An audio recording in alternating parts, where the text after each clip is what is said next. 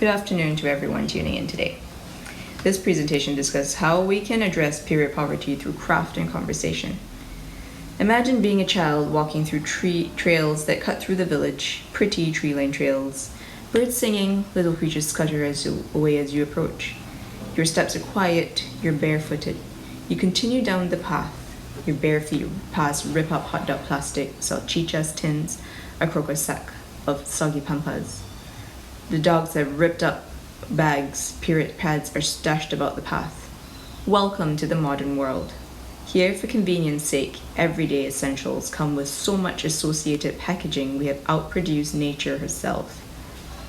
Can you believe that there is now more human-created stuff in the world than there are land and sea creatures put together? Half of Belize lives in a poverty today that makes short-term purchasing choices that often comes with high waste output, a necessity that nevertheless has long-term compounding effects. Poverty aside, we also do embrace shiny new conveniences that maintain a disposable culture. What are the costs of this disposable lifestyle, and how does poverty affect someone with periods? In other words, what does period poverty look like? These are some of the questions that motivated a group of women to start crafting washable diapers and later cloth period pads to provide affordable, quality, reusable product for Belizeans. Changelings Collective is a small group that engages society in conversation over how we can address unsightly dumping, combat unhealthy burning of waste, reduce landfill buildup, choose future-friendly products, and make better financial decisions. Our presentation today is on how a small group like Changelings can help normalize period talk and take on period poverty in Belize through craft and conversation. Normalizing period talk is one step to break down the stigma sometimes associated with periods. Destigmatizing periods opens up the much-needed conversation, research, and documentation that can help tackle pollution, negative health effects, and inequities around managing periods. Talk engages issues of water stability in rural areas, waste disposal, sewage costs, health and environmental impacts. Changelings Collective is responding to the call agencies like UNICEF are making for greater community participation. Even though our craft addresses period poverty from a product point of view, which will not in itself change the stigma attached to it, the products can serve as conversation starters that help normalize talk around menstruation and other important issues, and steer talk away from arbitrary shame or silence. Stigma shattering is important because menstrual products with lower negative environmental impacts, such as washable pads, period underwear, the period cup, often fall under the radar of institutional policy and risk being ignored by a significant portion of the population. Those who might broach the subject can feel isolated, but people need to know about these reusable options to better combat period poverty.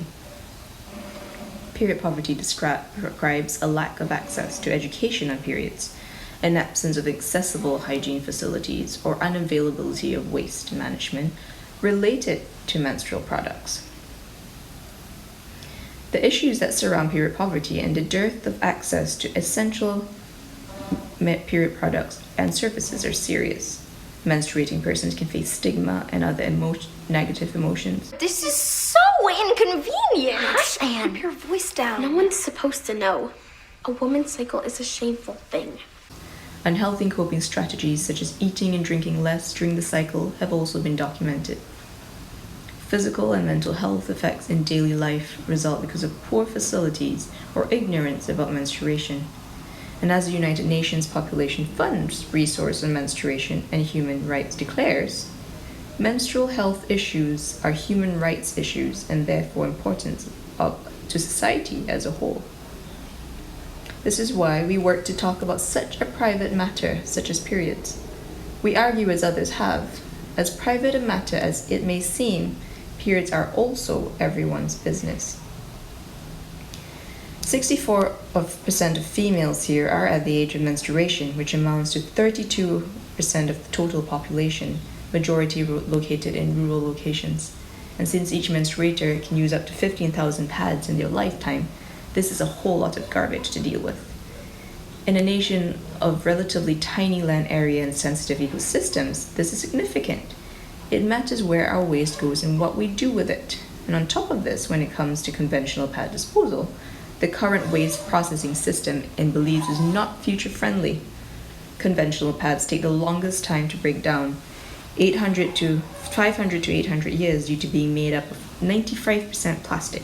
Just think of how that contributes to landfill expansion and waterway pollution. In rural areas, citizens cannot readily afford to pay for garbage disposal. Further enforcement of pollution regulations are lax, and thus the norm is to burn, bush dump, or even toss garbage into the rivers. Conversations with village residents reveal that systemic poverty is a major culprit for continued negative practice of illegal trash disposal, and people are just trying to get by, and thus how can they be burdened with the greater concerns of pollution and long-term health? It is clear that the continued conversation, along with the discussion of alternatives, can bring about positive outcomes. Interdisciplinary, multi-stakeholder collaborations can happen. If we can talk about the negative impacts on the ground, we can talk about them in the halls where policies are instituted, and in both places introduce solutions. Conversations happen through our crafting and product engagement. People intrigued by the novelty of washable, locally crafted menstrual product begin to engage about and talk about their health issues, their normal or abnormal period experiences, financial considerations they face, appraisal of toilet designs for various products, and best practices for reusable things. Issues of waste management and other sanitation challenges. All this informal education occurs in conversation around a novelty or unconventional period product. In the question and answer section, we'd be interested to hear about your experiences and responses to period talk. Are you able to hold conversations on these topics as a menstruator or not? Or would you have to be careful about your audience? You might explore how patriarchal history, religion, or folklore contribute to stigma around these female experiences, but it takes more than just men to continue the silence around periods as well. Today, we are experiencing domino effects in environmental crises linked to human rights issues overlapping gender inequity issues. The subject of periods, then, is far from being a dismissible issue for menstruators alone. Period poverty concerns energy flows, disposal costs, sewage maintenance, waterway pollution, and a widening disparity between the have and have-nots, a whole network of interconnection to social factors. In high-density nations like India or the Philippines, local industries have sprung up, making single-use compostable pads from banana fiber, for instance. These industries engage people with periods and people without. But it happens only when conversations shift stigma or shame attached to periods towards caring solutions that help people period better. The brighter side of the modern world is that it is easier to connect, converse, and find spaces where discussion on topics like periods can happen. In these spaces, we can help ensure that the right to do periods in dignified, accessible, safe ways is recognized, while also addressing connections to potential pollution, clean water protection, and energy conservation. Founded by Sonic Nasu resident Stephanie Willis and writer-academic Dr. Virginia Hampton, Changeins Collective formed around a table of some 7 people, mostly women. This Kayo group started off by sewing cloth diapers because a number of friends were having babies at the start of the pandemic, where cost factor was becoming a clear problem. Virginia, who has a bachelor's degree in fashion design, steered the design and taught other members the sewing particulars. This collective was united in a desire to help social issues like reducing pollution and experiment with a collegial, non-hierarchical way of doing business. For myself and my spouse, we were motivated to do something to address the never-ending battle against diaper waste dumped around our village home. We aren't just talking the occasional plastic bag, but crocus sack full of pampas dumped in the bush. The very day my friend called to ask me about sewing diapers, I was engaged in picking up diapers torn apart by dogs on the street. Because we had experience raising children on cloth diapers, this was not a new concept to venture into. Thus, we moved from sewing diapers to sewing machine washable snap-on period pads because some friends also asked us to make them. We fed on the motivation to revive past practices for a sustainable future, to borrow from the words of Melinda Watson, writing on materials awareness. With the small but steady flow of requests, we decided on a theme to name the different pads. As the Makal River ran alongside town, where we sewed together, we came up with vessel names based on indigenous water vehicles, the canoa, the catamaran, the kayak, the kontiki, and decided the kickboard to name the two-ply panty liner. From this brief 1.5 year of sewing, distributing pads to our women in our village, and talking to people from across generations, mainly rural and urban parts of Cayo, we begin to see how multidimensional the topic around periods can be and the cascading effects of conversation around periods. Hosting our first sewing workshop in Belmopan under a council program was a great insight into the potential space for empowering women to open up about their health and financial choices. Aside from speaking with friends, acquaintances, and the general public, we reached out to some organizations that do general health, reproductive, and menstrual education to inquire about their interactions and expertise. We got a response from 2 of the 3 groups we approached. And what we gathered are, periods are not explicitly discussed outside of these formalized discussions. Youth, if able to go to high school, are still missing up to 1 week of school per month because of periods. If youth don't get to go to high school, menstrual education is spotty and not updated. Education happens about language around periods and the biological nature of menstruation, but less on issues like waste disposal, access to steady supply of clean water, or school home toilet infrastructure. Disposable pads are the standard, but adequate amounts, as changing when necessary, are not always affordable. The cup is slowly and steadily being promoted, but it is not as user-friendly for young menstruators. Other modern reusable options, such as the period underwear, is virtually unknown. So where do we see ourselves going from here? We want to move on to being a business that will also make available period underwear, and through that sales be able to host workshops of pad sewing sessions, expanding space for craft and conversation.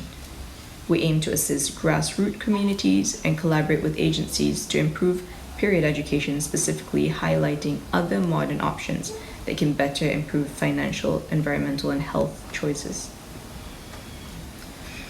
We want to improve visual recommendations and teaching materials that center around the management of reusable options and how simple toilet and bathroom design can improve period dignity. Such attentiveness complements already existing concerns about inclusive and proper infrastructure for persons with disabilities. We want to, after being more established, be able to source funding to provide aid in form of period underwear to target communities, as we recognize simply addressing the inequities around how we, period, can help address some of the sustainable developmental goals the UN lists, namely good health and well-being, gender equality, clean water and sanitation, decent work and economic growth, industry, innovation and infrastructure, responsible consumption and production. Lastly, for now, we dream of looking into banana fiber as a resource, developing compostable single-use pads here, as this product is already in existence in other tropical countries. With Belize banana fiber having opened the doors to this resource, we see this possibility on the horizon.